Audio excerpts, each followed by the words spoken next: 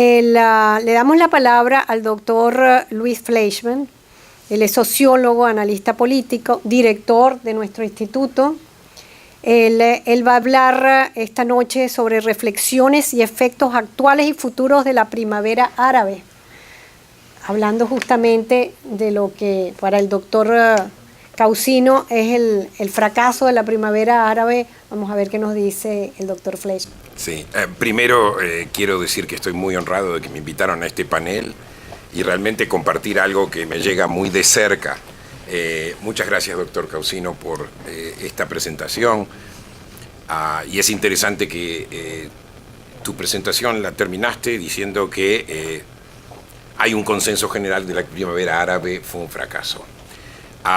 Bueno, tenés frente a ti el primero que está en desacuerdo con eso. Pero no porque no entienda por qué es definida como un fracaso, sino que la primavera árabe lo considero como un proyecto que es continuo por ahora. No sabemos hacia dónde va a ir. O sea, desde que irrumpió la primavera árabe ha habido gran especulación con respecto hacia dónde esta llevaría y cuáles serían sus consecuencias. Alguna gente temía que los islamistas propondrían la única alternativa a los antiguos regímenes, creando un régimen más déspota y más totalitario aún, con consecuencias geopolíticas serias. Y esto era porque lo que se tenía en mente era el paradigma del modelo iraní, la revolución del año 79, el Shah cae, que era un régimen así llamado estable, cae mediante una revolución y la revolución se vuelve una revolución totalitaria y genera problemas geopolíticos que hasta el día de hoy estamos confrontando. Hubo otros que sostienen que la cultura árabe no es apta para la democracia y que el estilo autoritario en realidad era una combinación perfecta con la cultura árabe.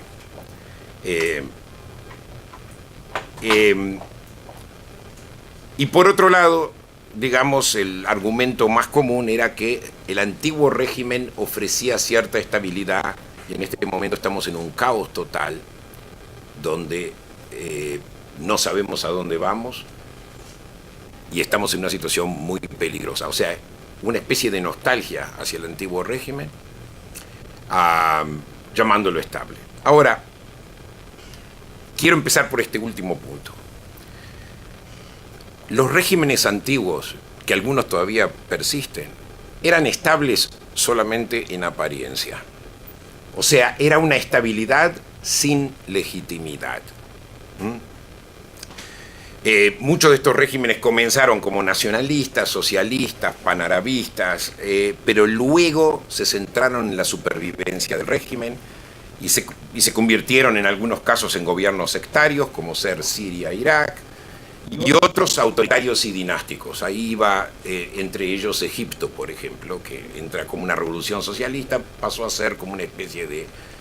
O sea, cuando Mubarak es depuesto, el próximo que iba a venir era Gamal Mubarak, su hijo, que ya lo había nombrado prácticamente. O sea, la estabilidad no significaba la legitimidad. ¿Cómo se mantenían estos regímenes? Primero, represión. O sea, todos estos países tenían un aparato de seguridad altamente represivo, incluyendo el menos represor, incluyendo Egipto, ¿verdad? Persecución de enemigos políticos, obviamente. Por ejemplo, en el caso de Egipto hubo una especie de relación ambigua hacia los islamistas. A veces se los reprimía, a veces se los dejaba. Represión total de los elementos liberales dentro de Egipto y también dentro de Siria. En Siria la oposición recibe un mensaje bien claro en el año 1982, cuando en una revuelta de la hermandad musulmana en Siria, en la ciudad de Hama, Hafez el-Assad, el padre de Bashar al-Assad, que en el año 2000, reprime de tal forma que en cuestión de horas, menos de un día, se masacran 30.000 personas. Y eso fue clara. A partir de ahí nadie ni abrió la boca para decir esta boca es mía. O sea, una represión total. A veces la legitimidad era lograda mediante políticas populistas basadas en gasto público, la redistribución de la renta del petróleo. Era más bien una economía nepotista, ¿verdad? Y era una especie de capitalismo de amigos. O sea, era una economía estatista y a la vez un capitalismo de amigos. Pero la idea era simplemente centrar el poder y a la vez hacer redistribución. Eso lo hizo con cierto éxito en los países del Golfo y también Arabia Saudita, con menos éxito obviamente el resto de los países árabes. Y por último, y no menos importante, el uso del conflicto árabe-israelí para conseguir unidad que la legitimidad interna no lo permitía. Y doy un ejemplo. En el caso de Siria, a partir del año 1973, Siria insiste en crear una situación de guerra con Israel, o sea, un estado de guerra con Israel y a la vez evitando la guerra. En el Golán, donde yo justamente serví 3 años como soldado, no se disparó un solo tiro desde 1973. Los primeros tiros empezaron a verse ahora y no venían del gobierno sirio, sino que venían de grupos terroristas. Y por otro lado, Siria trató de evitar el año 82 una confrontación militar con Israel y no reaccionó básicamente a los montones de incursiones militares israelíes que existieron dentro del territorio sirio.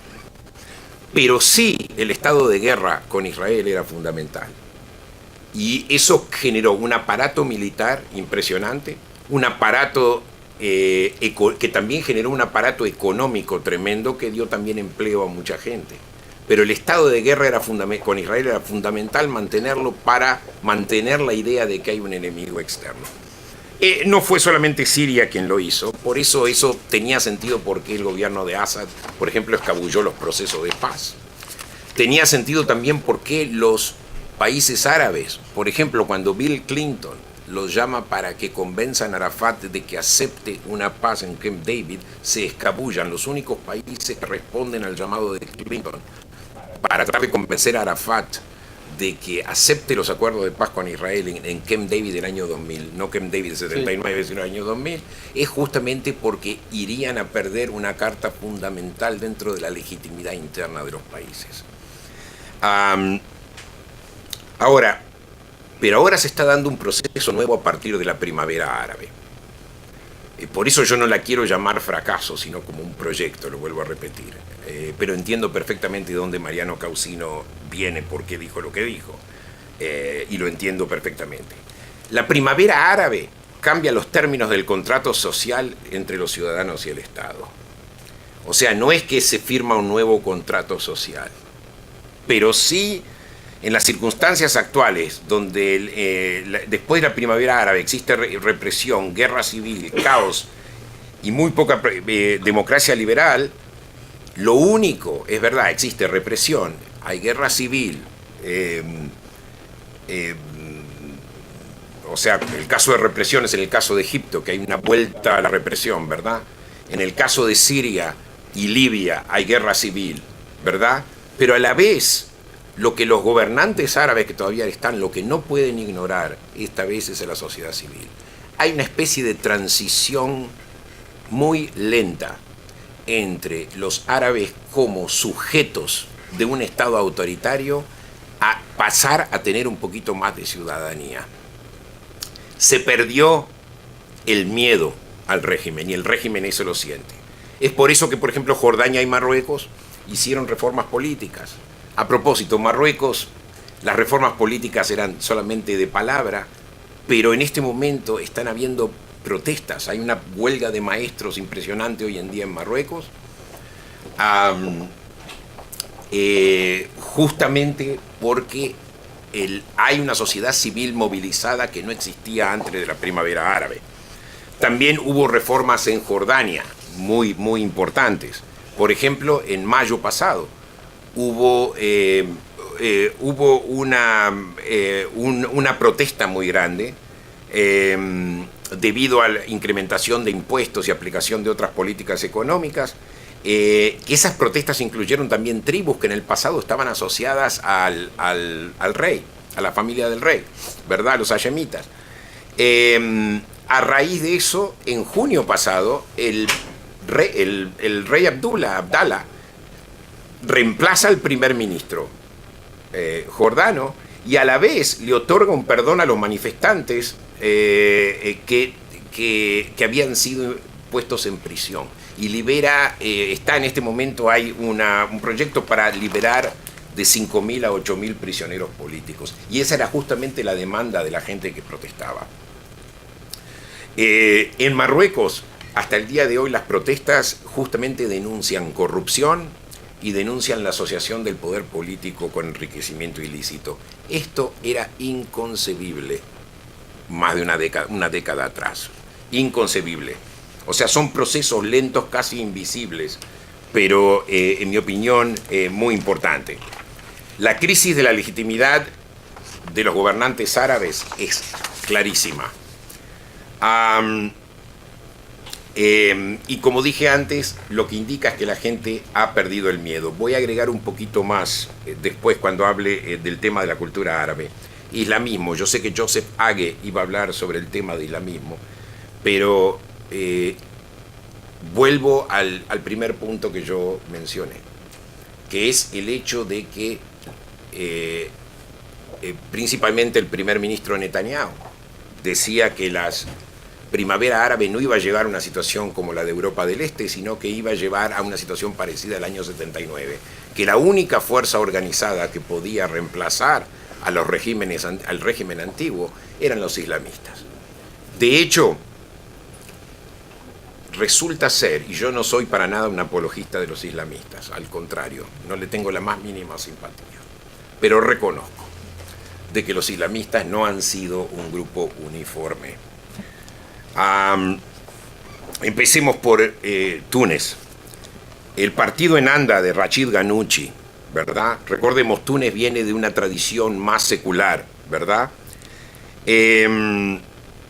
La plataforma de Ghannouchi es básicamente basado en la reafirmación del Estado de Derecho, las libertades individuales, el respeto de los derechos de las mujeres, el buen gobierno y el compromiso de combatir la corrupción. Bueno, yo sé que esto mucha gente dice eso y después no implementa. Pero el líder de Ennahda, que es el partido islamista de Rachid Ghannouchi, rechazó abiertamente, no solamente en la teoría, sino también en la práctica, el tipo de régimen religioso coercitivo estilo Irán o Talibán. El partido islámico de Ennahda, ¿verdad?, contrariamente a Morsi, que ahora voy a hablar de Morsi un momento, y a la hermandad musulmana, rechazaron todas estas concepciones antimodernistas, ¿verdad? Ellos formaron una coalición de gobierno junto con partidos seculares y trataron de trabajar juntos, crearon una constitución donde de alguna forma se establece una especie de separación entre mezquita y Estado. Muy interesante. Después del golpe de Estado contra la hermandad musulmana en el verano del 2012, la oposición trató de hacer lo mismo con Ennahda, que en aquel momento estaba en el poder. Y lo que hizo Ghannouchi fue justamente llamar al diálogo y de alguna forma hubo una especie de diálogo interno que evitó una crisis mayor. No reprimió.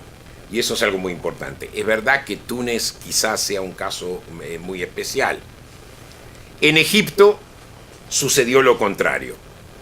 El régimen de Morsi simplemente intentó hacer lo que muchos regímenes intentan hacer ahora, usar la democracia para establecer un poder absoluto. Pero lo interesante es que hubo un golpe de Estado militar, ¿verdad?, que depone a Morsi, pero a la vez está apoyado por varios partidos políticos liberales que se oponen a la hermandad musulmana. Y de hecho el golpe de Estado recibe apoyo popular contra la hermandad musulmana, lo cual indica que la hermandad musulmana gana las elecciones justamente porque era el poder mejor organizado fuera del Estado. O sea, la hermandad musulmana ya controlaba los sindicatos, controlaba las asociaciones profesionales y controlaba las asociaciones universitarias, ¿verdad? Al ser el grupo mejor organizado, logran también ganar las elecciones, pese a que ellos no iniciaron la protesta contra Mubarak, ¿verdad? ¿Cómo estoy de tiempo? Más o menos. Ok. 10 minutos. ¿10 minutos más? No. Lleva 10 minutos. Ah, ok, está, perfecto. No, ya voy a terminar. En Egipto, entonces, lo que sucede es que a nivel popular se rechaza a la hermandad musulmana eventualmente debido a sus políticas relativamente autoritarias, o sea, de concentración de poder, ¿verdad? Ahora, es verdad que en este momento Sisi ha establecido un estado autoritario, no voy a decir algunos comentarios hacia el final, pero el Partido de Justicia y Desarrollo en Marruecos también se acomodó a la clase urbana secular, se centró en la economía y la lucha contra la corrupción, e incluso mostró flexibilidad cuando abordó el tema del aborto. Muy interesante. Ahora, ¿por qué sucede eso? Uno puede decir que los grupos islámicos saben que son temidos y por eso ellos tratan de poner una cara buena para engañar. Pero yo pienso que el problema principal es que ellos saben que un régimen islamista no va a conseguir y no va a lograr legitimidad. Y que de hecho, en este momento, la demanda de los, vamos a ser ciudadanos, como los aspirantes a ciudadanos árabes quieren, es justamente una mejora de la situación económica, crítica a la corrupción, más transparencia, etcétera, etcétera. Y en este momento, ni el antiguo régimen, ni los islamistas pueden escapar esta fórmula política o esta crisis de legitimidad. Y esta es la razón por la cual, y esto yo pienso que es algo positivo. Por último, lo que quiero decir es que el desastre donde los islamistas ganan es justamente en situaciones anárquicas, donde toman el poder por la fuerza, como fue el caso de ISIS en Siria, en Irak, y donde conquistaron territorios, ciertos territorios, no todos los territorios. Pero lo interesante fue que gente que vivió bajo el régimen de ISIS no es una experiencia que ellos quieren repetir. Esto se sabe por testimonios después de que los territorios de ISIS fueron liberados de la represión terrible que vivieron bajo el régimen de ISIS. O sea, en ese sentido el islamismo extremo creo que es rechazado por la así llamada, yo la llamo sociedad civil árabe. Yo sé que también es un proyecto en desarrollo.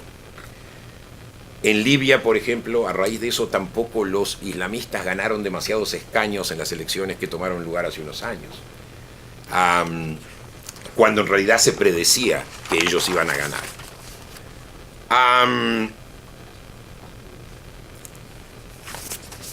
Termino en un segundo. Voy a hacer una cita del estudioso Oliver Roy, que dijo: los partidos islamistas pueden tener más poder y libertad para maniobrar, pero también se verán obligados a adaptarse al proceso que el nuevo contrato social requiere. O sea, si no hay resultados, no hay legitimidad. Esta es la nueva situación que, en mi opinión, es revolucionaria en el mundo árabe. Por último, y con esto yo quiero terminar, quiero hablar de el argumento que dice que la cultura árabe no se adapta a la democracia. Quiero apelar a la historia, como lo hizo Mariano anteriormente. En Europa, a la democracia le llevó más de 100 años consolidarse. La Revolución Francesa en 1789, la democracia todavía peleaba contra sí mismo al entrar el siglo XX, todavía se peleaba por la democracia. Si uno toma el modelo de Europa del Este como el modelo ideal para saber si la primavera árabe triunfó o fracasó, yo pienso que es un error. Lo que se ha desatado en la primavera árabe es una primera etapa, de muchas etapas que están por venir. No hay Adolfo Suárez en los países árabes, eso seguro. Es una lucha constante. Quizá tampoco se llega a la democracia mediante una cultura democrática, pero ¿cómo se llegará a la democracia? Simplemente por un empate de fuerzas. Algo parecido a lo que pasó en la Argentina, en el sentido de que ya la opción militar no existía. Pero de alguna forma, la democracia va a venir simplemente porque es el único régimen que propone una regla de juego que permite la negociación entre diferentes grupos y diferentes facciones. O sea, la democracia se vuelve un sistema de negociación y es la única forma como yo veo que la democracia pueda llegar finalmente al mundo árabe. Pero yo no la llamaría en este momento fracaso, sino un proyecto que se continúa. Muchas gracias, doctor Louis Fleischmann. Bien interesante este punto de vista.